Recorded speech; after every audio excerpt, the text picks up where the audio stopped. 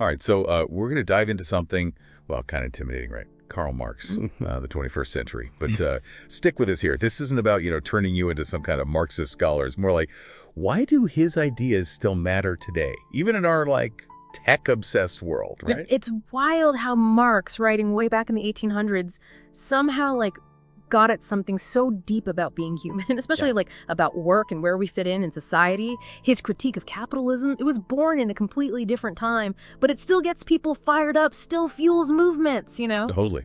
So first things first, let's rewind a bit.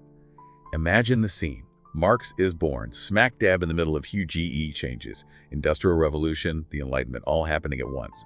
What a time to be alive, huh? Everything's up for grabs. Everyone's questioning everything. Right, and that questioning spirit, that's key to getting Marx.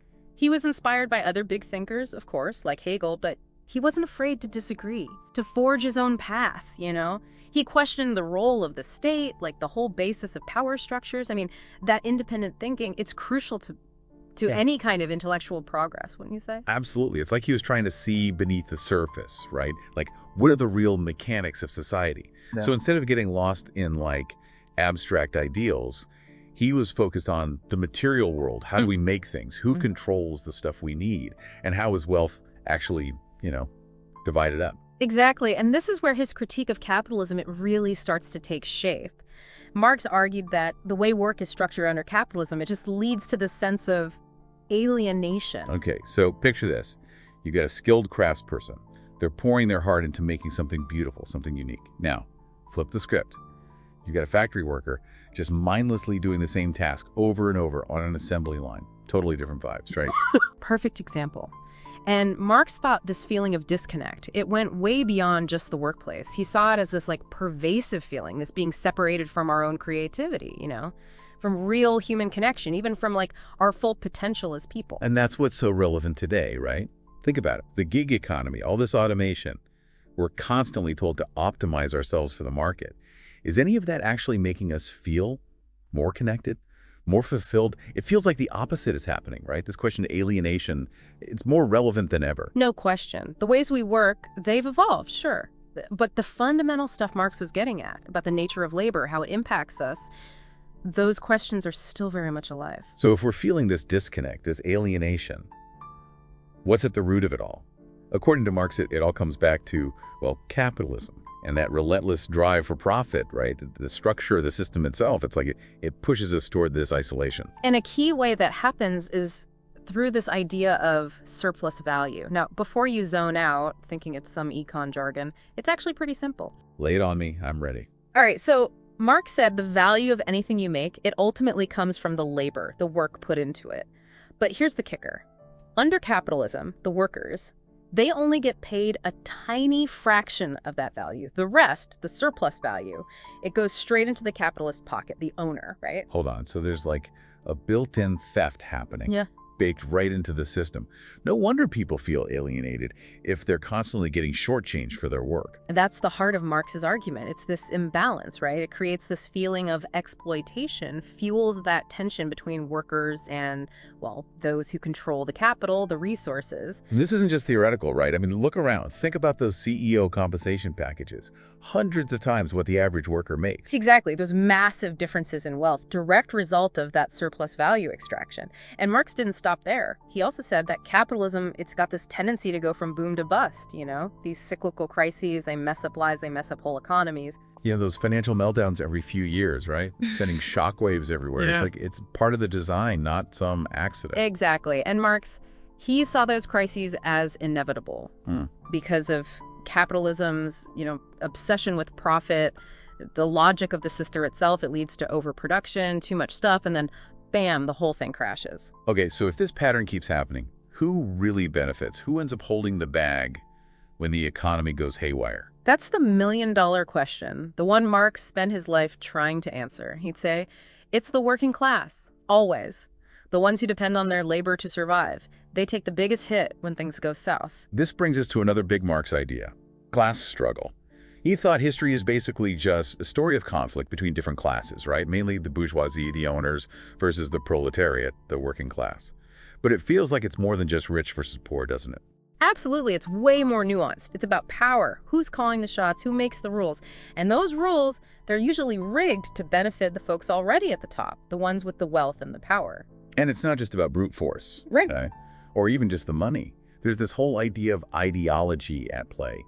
Marx said the beliefs and values we have, they often just mask the exploitation, make the system seem normal, fair even. Crucial point. Think about it. Advertising, consumerism, this constant message that you need more stuff to be happy, all of that's ideology, reinforcing the status quo, making it harder to even question how things work. It's like a subtle form of mind control, right? Our desires, even what we think we want, it's all shaped to fit in with capitalism, so how do we even break free from that? That's where critical thinking comes in. Marx, he wanted us to see past the surface, question the stories we're being told, really understand how power works in all its sneaky forms, whose interests are being served, and how can we create something more just, more fair, something better. So we've got alienation, surplus value, class struggle, and ideology. It's a lot, kind of a bleak picture, right? Yeah.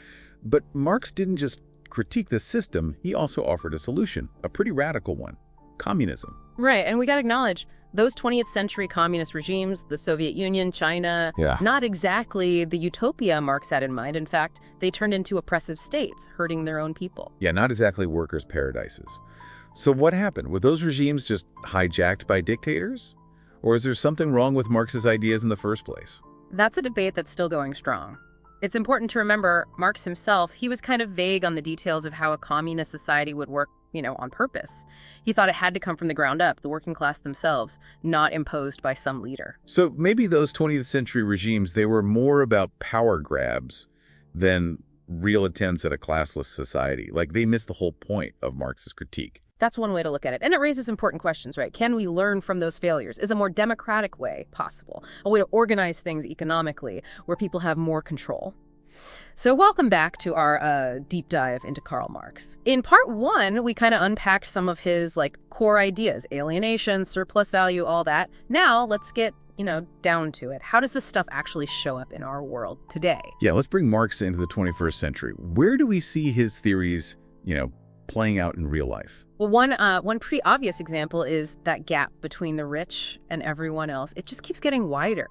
Marx predicted capitalism would do this, concentrate wealth in the hands of a few, and, well, he nailed it. It's hard to miss, right? It's everywhere you look. CEOs making insane amounts of money while their employees are struggling, billionaires going to space while people can't afford health care. It's almost like a caricature of what Marx was describing. And it's not just about income, right? It's about the whole structure of wealth, how it gets piled up, concentrated in a smaller and smaller group. That kind of imbalance, it has huge consequences for democracy, for social mobility, even just our sense of fairness, It feeds into that feeling a lot of people have, like the system's rigged, like the game is set up so they can't win. Exactly. That feeling of powerlessness, like you're stuck, trapped in a system that only benefits the elite, everyone else loses out. That's a direct echo of Marx's alienation idea right there. So the wealth gap's one piece. What else in our modern world screams, Marx was right? Work. How work is changing. The gig economy. Jobs being less secure. Fewer rights. Those protections our grandparents fought for, they're eroding. It's true. That whole picture, a stable job, benefits, retiring comfortably. For a lot of folks, that feels like ancient history. Now it's all hustle, side gigs, piecing together an income, never knowing what's next, no security. And this shift towards what some people call precarious work, it has real consequences. Constant anxiety, less power for workers. How do you plan for the future when everything's so uncertain? Makes it harder to connect with other workers too, right? Yeah. Like you're all competing against each other instead of being in it together, which, again, alienation. That comes back again. For sure. And then there's the big one, the one nobody wants to talk about. Automation. Right. Robots, algorithms, they're doing more and more of the work humans used to do, which is, fascinating and terrifying at the same time. It's like a double-edged sword, Yeah. right? Some folks say automation will free us up, create new opportunities. Others are worried about mass unemployment, chaos. Where do you stand on that? It's complicated, no easy answers, but it's definitely something Marx would have been all over. He saw technology as this powerful force. It can liberate us, yeah, but it can also be used to exploit, to control. It all depends who's in charge of it, how it's used. So taking it all in, the wealth gap, jobs changing, automation, it can feel kind of hopeless. Like we're just stuck repeating the same messed up patterns Marx talked about. Is there any way out? Well, Marx wasn't all doom and gloom. He believed in collective action, people coming together to fight back, to build something better. Right. Workers of the world, unite, that whole thing. Oh. Global revolution might seem far-fetched, but that spirit, that resistance, it still matters. Totally. And it doesn't have to be some huge revolution. It's about recognizing we have power together to push for change in our workplaces, in our communities, everywhere. So how do we take Marx's ideas and make them, like, actionable in the 21st century? Where do we even begin? Well, first thing, awareness. Marx's work, it gives us a way to analyze the systems around us, see how power really works, how sneaky it can be. Like spotting those hidden thefts, that surplus value being taken, seeing through the lies that tell us everything's fair. Everyone gets what they deserve. Exactly. It's about questioning those stories we're told, the ones that justify inequality, that say greed is good, the market always knows best. Like waking up and seeing the world for what it is, realizing it doesn't have to be this way. But once we've had that realization, then what? How do we go from awareness to action? That's where it gets interesting and tricky. There's no one answer, but lots of paths we can take. Support movements fighting for workers, advocate for policies that reduce inequality, try out different economic models like worker-owned businesses. So pushing for change from both ends, right? The big picture aimed at the grassroots level. Exactly. Recognizing that power works on different levels and finding ways to push back from every angle. And remembering, we're not alone in this. People all over the world, they're waking up, they're working for a better future. That's the beauty of it. Marx's ideas, they've inspired so many people, activists, organizers, everyday folks who just say, no, this isn't right. That spirit, that belief that we can do better, that keeps hope alive. Okay, so let's pretend Marx is back, alive today. What would he say about all this? What would he be most worried about? I think he'd be fascinated and kind of horrified by how far we've come with technology. Horrified? Really? Why? Well, think about it. He'd see how tech is being used, right? To concentrate power and wealth in the hands of a few, how algorithms are shaping what we do, what we even think, controlling the information we see. This whole surveillance capitalism thing, it's like something out of a dystopian novel. It's true. The more connected we get, the more it feels like we're being manipulated. It's like a messed up paradox. But I also think he'd be heartened, by how many people are aware of these problems, the movements that are springing up to fight back. He'd see people organizing online, in the streets, demanding better from corporations, from governments, experimenting with new ways of doing things economically, socially. So there's hope then, even with all the bad stuff. Always hope. As long as we keep asking the tough questions, keep pushing for change, keep imagining something better. That's where Marx's ideas are so useful. They give us a way to understand the challenges and a roadmap for doing something about it. And it's not about following his every word, right? It's about taking those key insights, applying them to our world, to our lives, using them to think differently, to act. Exactly. Marx wasn't about dogma, rules you have to follow blindly. He wanted to make us think critically, question everything, and never give up on the fight for a more just world. So as we wrap up part 2, think about this. How do you see Marx's ideas in your own life? Those little ways you might be feeling alienated, exploited, and what can you do, even if it seems small, to challenge that, to make things a little bit better? Remember, change takes time. It's not going to happen overnight. It's a process, a struggle. But every step we take, every act of courage, every time we choose compassion, we get a little closer to that world Marx dreamed of, a world where everyone has a chance to thrive, to live a life that has meaning. Back again for round 3. It's the final stretch of our deep dive into Karl Marx. His ideas, surprisingly relevant for the 21st century, right? Yeah. Parts 1 and 2, we got kind of heavy alienation, surplus value, all that class struggle stuff. But we ended on a hopeful note, right? We're not just stuck in this system. We can do something. Exactly. It's not about getting lost in all the doom and gloom, right? It's about taking that critical understanding, that awareness, and turning it into action.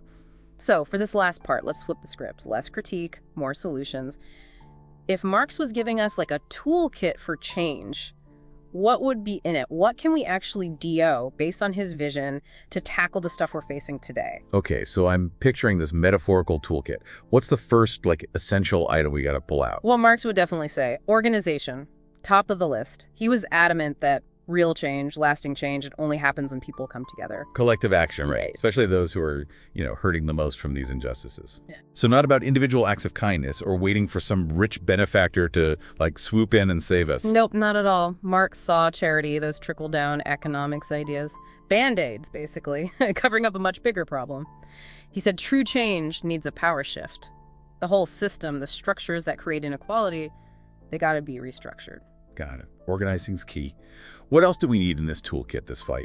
Education, big time. Raising awareness. Remember, Marx was all about ideology. The ideas that rule society, they're often used to keep things the way they are, right?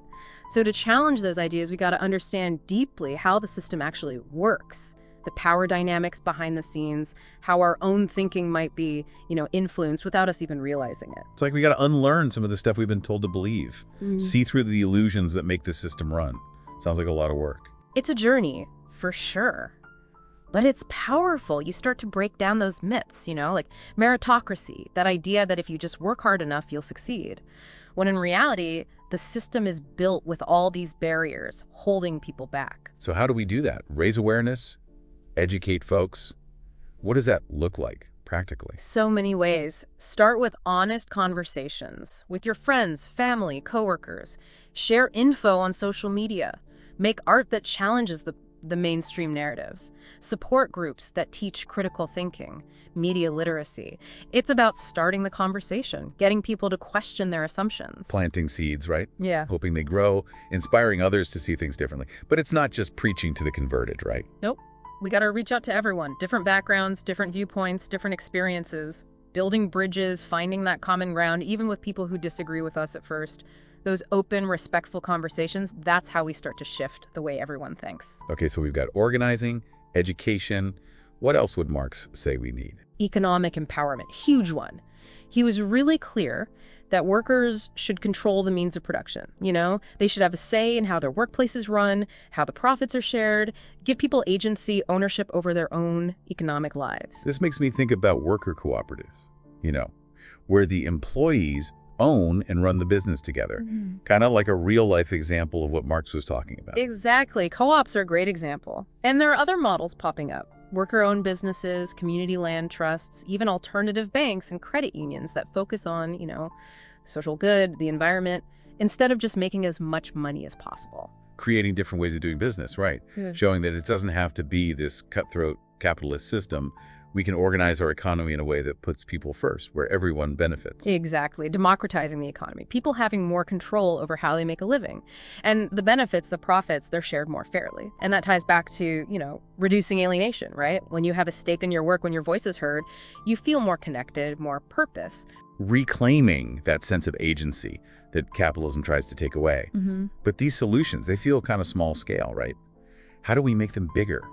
Create real lasting change. That's the hard part, but also the exciting part. We gotta think bigger. Challenge the whole foundation of our political and economic systems. Whoa, hold on. Are we talking full-on revolution here, like storming the Capitol building? Not necessarily. It's about recognizing that we're more powerful than we think. We can vote for leaders who support economic justice, environmental protection, policies that help everyone, get involved in local politics, organize our communities, hold our leaders accountable, reclaim our power, and use it strategically. So being active citizens, not just passive consumers who just accept whatever happens, exercising our rights, fighting for a better society. Exactly. We're not just cogs in a machine, right? We can shape the world we live in. And Marx's ideas, they might not have all the answers, but they give us a framework, a way to understand how power works and how to work together to change it. This has been a wild ride, unpacking Marx, seeing how his ideas are still so relevant. We went from the depths of alienation to this feeling of revolutionary hope. And through it all, we've seen that Karl Marx, even though he's, a historical figure, he can still help us make sense of the world today and inspire us to fight for something better. So as we wrap up this deep dive, one last thought for you. What kind of world do you want to live in? And what can you do right now, even if it's just one small thing, to help make that world a reality? Remember, change takes time. It's not easy. It's not going to happen overnight.